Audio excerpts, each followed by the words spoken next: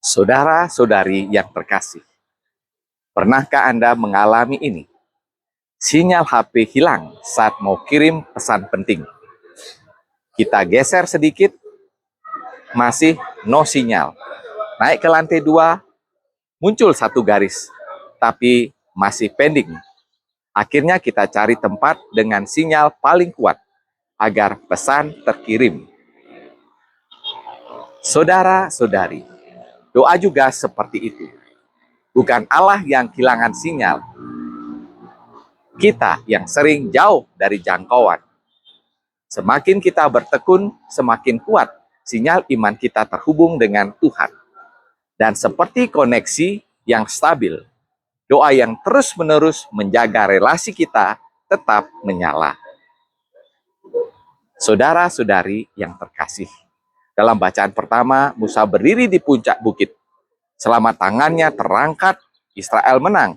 Tetapi ketika lelah dan tangannya turun, Amalek mulai unggul.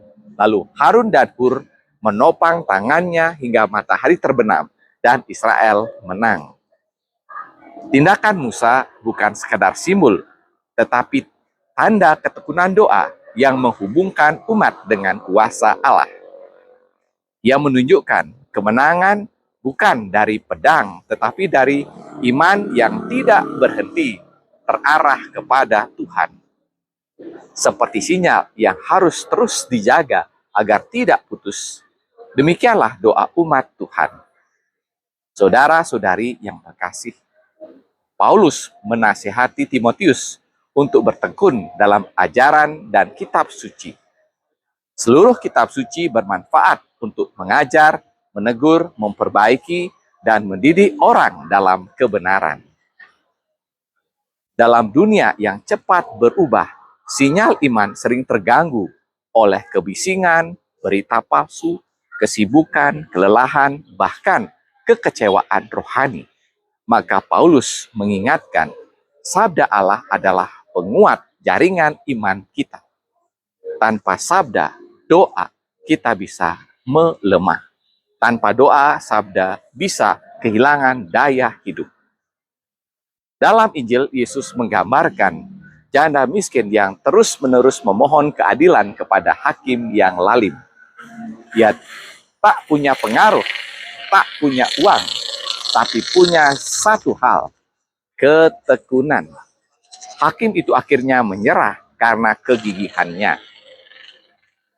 Yesus menegaskan,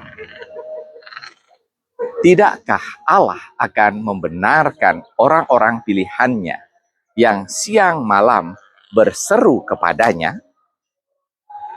Artinya, Tuhan jauh lebih baik dari hakim duniawi. Kalau manusia yang keras hati bisa luluh oleh ketekunan, apalagi Allah yang penuh kasih.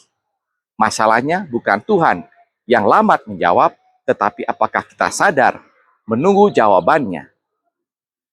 Yesus menutup perumpamaan ini dengan pertanyaan tajam. Jika anak manusia datang, adakah ia mendapati iman di bumi?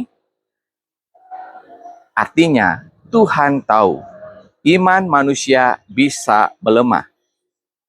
Kita mudah lelah, mudah putus asa, mudah menyerah. Tapi orang yang bertekun akan tetap terhubung. Seperti HP yang tetap menyala karena terus di-charge. Iman kita pun tetap hidup bila terus di-charge dengan doa dan sabda.